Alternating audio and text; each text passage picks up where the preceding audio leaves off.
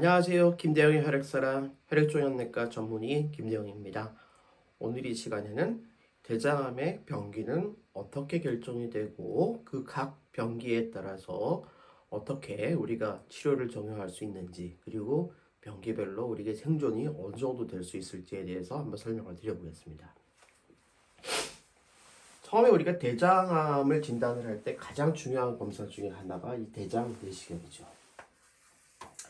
대장 내시경을 하는 이유는 결국 대장에 암이 있는지를 눈으로 확인하는 것도 중요하겠고, 또 이 눈으로 확인된 부분에서 조직을 떼내서 암이 맞는지를 확인을 하는 조직 검사, 이것들을 하기 위해서도 중요한 과정이 되겠습니다. 이제 조직 검사를 해서 이것이 정말 대장암이 맞다, 그러면 이게 어디까지 병이 진행이 됐는지를 확인하기 위해서 영상 검사를 하는데, CT라는 검사와 PET라는 검사 두 가지가 있겠습니다. 과거에는 이제 CT만으로도 충분하다고 우리가 생각을 했지만은 점차 이 PET라는 검사가 더 중요해졌는데, CT만으로 확인할 수 없는 아주 미세한 전이나 미세한 부분까지 찾아내는 것이 PET 검사이기 때문에 보통 암 진단이 된 분들에 대해서는 CT와 PET까지 모두 다 검사를 하게 됩니다. 그러면 우리가 이제 중요한 것은요, 대장 내시경을 꼭 해야 되느냐가 중요할 텐데, 어떤 분들은 내가 대장 내시경을 하지 않고 그냥 대장 사진으로 하면 되지 않느냐, 이런 분도 계신 분도 있어요. 그래서 대장 내시경을 하기 위해서는 준비 과정도 굉장히 많이 필요하고요. 대장을 깨끗하게 씻어내기 위한 장정결제라는 걸 복용을 하셔야 되고, 또 대장 내시경이 대장을 통과할 때 굉장히 힘들기 때문에 그런 과정이 꺼려지는 분들은 이제 대장 엑스레이, 대장 사진을 찍는 분들도 있습니다. 근데 사실은 대장 엑스레이만으로는 우리가 보기가 어려운 부분들이 꽤 있습니다. 사실 대장 내시경이 더 정확한 이유 중에 하나는 대장 엑스레이나 대장 CT로는 우리가 그 점막에, 그 장 점막에 있는 미세한 부분이나 아주 작은 병변까지 모두 다 찾아내기는 어려운 경우가 많습니다. 또 대장 내시경의 두 번째 장점은 대장 내시경을 함으로써 바로 조직 검사까지 가능하다는 그런 장점이 있어요. 어차피 대장 사진을 찍어서 의심이 되는 부분이 있으면은 또 대장 내시경을 해야 됩니다. 그래서 대장 사진, 즉 대장을 코팅을 시켜서 엑스레이를 찍는 대장 사진이나 대장 CT를 찍는 것에 비해서는 대장 내시경이 이러한 부분에 있어서는 훨씬 더 장점이 많다라는 것을 말씀을 드리고, 최근에는 대장 내시경 기술이 굉장히 많이 발전하면서 아주 초기 단계에 있는 대장암 정도는 전부 대장 내시경을 통해서 바로 그 자리에서 떼내는 것만으로도 충분히 치료가 가능한 경우가 많이 있습니다. 이렇게 해서 우리가 대장 내시경을 해서 암을 진단을 하고, 이제 CT를 통해서 이것이 수술이 가능한 병인가를 확인을 한 이후에, 물론 대장 내시경 자체만으로 그것을 떼버림으로써 치료를 하는 경우도 있지만, 이제 그 대장 내시경 상으로 뗄 수 없는 그런 정도의 암은 결국은 수술까지 진행을 해야 되겠죠. 그러면 이 수술을 해서 대장을, 이게 암이 생긴 부분을 잘라냈다. 그러면은 우리가 그 잘라낸 조직을 가지고서 이 조직을 현미경으로 들여다보는 과정에서부터 우선 병기를 결정하는 과정이 시작이 됩니다. 즉 대장 내시경을 했을 때 조직 검사로서는 단순히 이것이 암이냐 아니냐를 판단하는 것에 그치긴 하지만, 대장 내시경에서 만약 암이 나왔다, 그래서 수술까지 들어가게 됐다, 그러면은 이 수술로 떼어낸 장을 하나하나 절단을 해서 그 절단한 단면들을 현미경으로 다 들여다보고서 암세포가 장에 어디까지 침범을 했느냐는 것을 가지고서 이것이 몇 기냐라는 것을 확인할 수가 있어요. 그래서 이러한 과정들은 굉장히 중요합니다. 우리가 대장암의 병기를 나눌 때 보통 우리가 암을 1기, 2기, 3기, 4기 이렇게 구분하기도 하지만 대장암에서 훨씬 더 많이 사용하고 있는 병기 중에서는 애슬러콜러라는 그런 병기가 있는데 이것은 대장 안에 암 조직이 어디까지 침범을 했느냐를 조금 더 세분화해서 나눈 병기가 있는데 그 병기 단계로 하면은 A, B, C, D 세 개로 나누고 이 B에서는 B1, 2, 3, C에서는 C1, 2 이렇게 나누게 됩니다. 그러면 이 각각을 어떻게 구분하는지 한번 상세하게 설명을 드려보겠습니다. 먼저 그 설명을 드리기 앞서서 장이 그 단면들이 어떻게 되어 있는지를 먼저 알고 계셔야 돼요. 우리가 장을 이렇게 생긴 장을 이렇게 잘라보면요, 그 자른 부분을 이렇게 해서 우리가 단면으로 나눌 수가 있습니다. 이 단면에 보면은 이쪽이 이제 음식물이 지나가는 장 안의 공간이고 장 내벽이라고 얘기를 하거든요. 그리고 이쪽이 장 바깥에 있는 부분, 즉 장 외벽 이렇게 얘기를 합니다.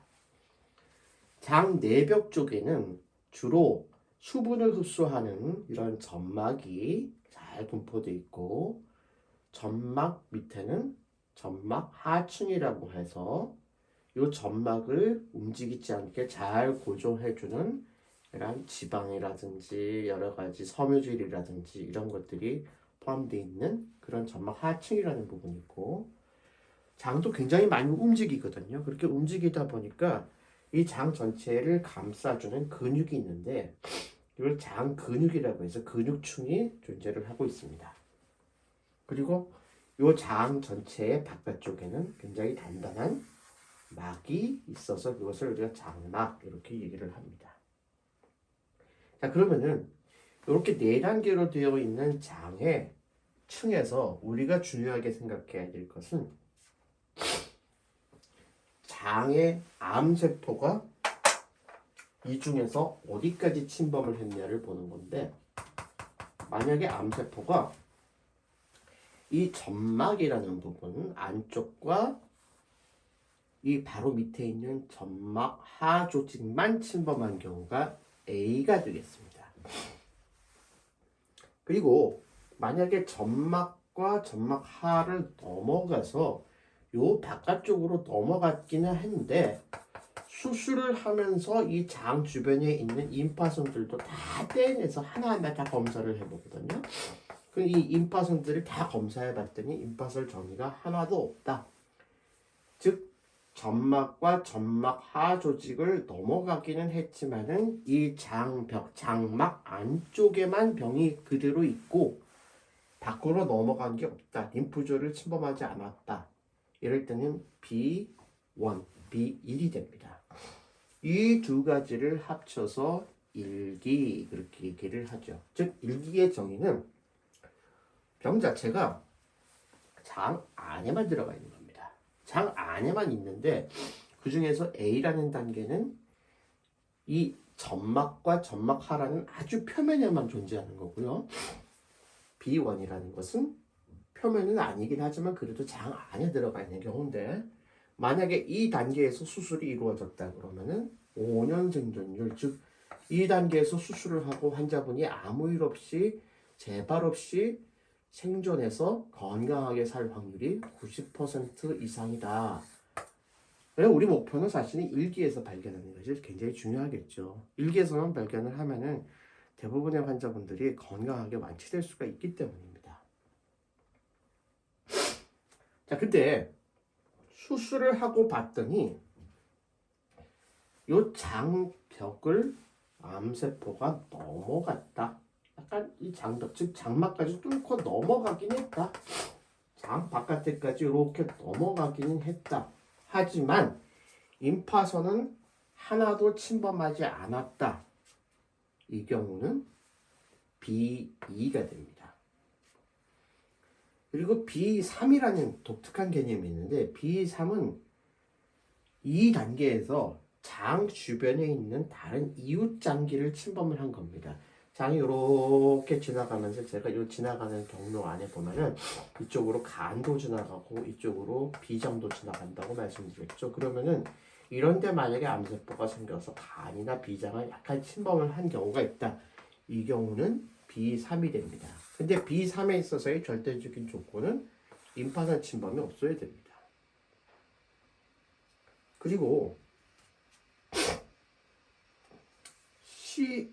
자, 요 단계인데요. 이렇게 해서 우리가 이렇게 2기라고 해서 B2와 B3 요 두 단계를 합쳐서 우리가 2기라고 보통 얘기를 하고, 이 경우는 사실은 장벽을 넘어갔기 때문에 1기보다는 조금 나쁠 수밖에 없죠. 하지만 그래도 생존율은 70% 가까이 됩니다. 자, 문제는 3기부터입니다. 3기부터는요 조금 더 문제가 됩니다. 즉 임파선이 침범을 한 경우부터는 3기로 따집니다. 즉 장벽을 넘어갔냐 안 넘어갔냐가 문제가 아니라 임파선을 침범을 해서 임파선까지 전이가 된 부분이 있으면 무조건 3기로 보는데, 3기에서도 이 암덩어리가 장 안에, 즉 이 장벽을 넘어가지 않고서 이 장 안에만 있는 경우는 C1, 장벽을 넘어가서 장벽을 침범한 경우는 C2 이렇게 얘기를 합니다. 그래서 임파선 정리가 있는 경우부터는 3기로 따지고 이 경우에 5년 생존율은 50%가 됩니다. 흔히 많이 발견되는 시기가 이 3기인데 3기가 보통 3기 초기다, 3기 후기다 그렇게 얘기하시는 게, 임파선에 전이는 있는데 이 장 안에만 병이 머물러 있느냐, 장 바깥에까지 넘어가서 장벽을 뚫고 지나갔느냐, 이게 3기 초기다, 3기 후기다를 구분하는 그 기준이 되겠습니다. 근데 이렇게 장과 주변에 있는 임파선뿐이 아니라 CT에서 또는 PET에서 봤더니 장 외에 다른 장기까지 암세포가 전이된 것 같다. 흔히 많이 전이되는 경우가 이제 간이 제일 흔하게 전이되고요. 간 외에도 비장으로도 많이 전이가 되고요. 드물게는 이제 폐라든지 뇌에도 간혹 전이가 되는 경우가 있습니다. 이러한 장기까지 전이가 돼서 이미 장 외에 다른 장기까지 갔다 그러면은 지금 4기 D가 되겠고, 불행히 이 경우에 5년 생존율은 5% 미만이기 때문에 사실은 수술적인 치료보다는 항암 치료에 의존을 해야 되고, 항암 치료를 한다 하더라도 근본적인 완치는 어렵고 생존율을 높이는 데 중점을 둬야 되겠죠.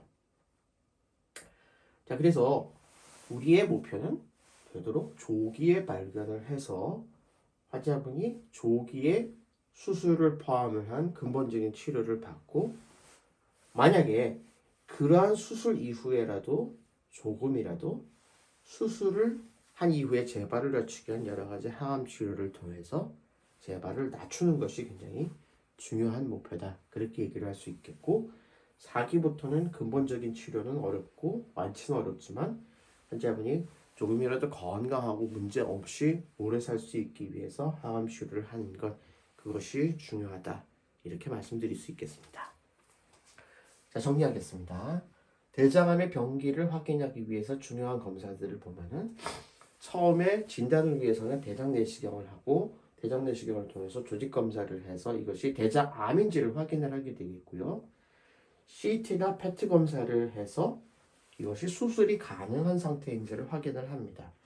그래서 수술이 가능한 상태라고 생각을 하면은 이제 수술을 들어가게 되는데, 수술한 이후에 이 수술한 종양 덩어리를 가지고서 조직 검사를 다 이렇게 세세히 다 해봐서 어디까지 침범을 했느냐에 따라서 이것이 몇 기냐가 달라지게 되는데, 대장암은 보통 우리가 흔히 얘기하는 1기, 2기, 3기, 4기라는 개념보다는 에슬러콜로라는 병기를 많이 사용하고, 이 병기는 A, B, C, D로 많이 나누는데, A는 점막과 점막 하층에만 되어 있는 경우, B는 점막 하를 넘어갔지만 장 안에만 있는 경우, 그리고 임파선 전이가 없는 경우고, 이 두 개를 합쳐서 일기라고 얘기를 하고, 일기의 경우는 5년 생존율이 90% 이상이 됩니다.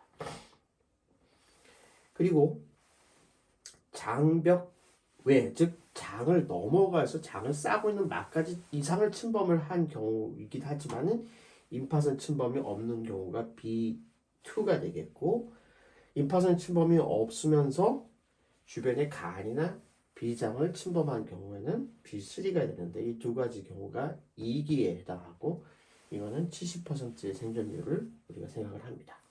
3기부터는 림프절 전이가 있는 경우가 되겠고요. 림프절 전이가 있으면서 장벽 내, 즉 장 안에만 병이 있는 경우는 C1, 장 넘어가서 장벽을 뚫고 진행한 경우는 C2가 되겠고, 이 두 개를 3기, 병기는 이 생존율은 50%에 해당하고, 간, 비장, 폐, 뇌와 같은 다른 장기로까지 전이된 경우를 D4기라고 얘기하는데, 불행히도 이 경우는 5% 미만의 생존율이다. 그래서 우리의 목표는 되도록 조기에 진단을 해서 빠른 치료를 해야 되고, 수술적인 치료 이후에도 되도록이면은 환자분이 재발 없이 건강하게 살 수 있게 다른 보조적인 항암요법을 병행하는 것이 중요하다. 이렇게 설명드릴 수 있겠습니다. 네, 오늘도 혈액질환 그리고 고용암으로 치료하시는 저희 환우분들과 그 가족들의 건강과 행복을 기원합니다. 감사합니다.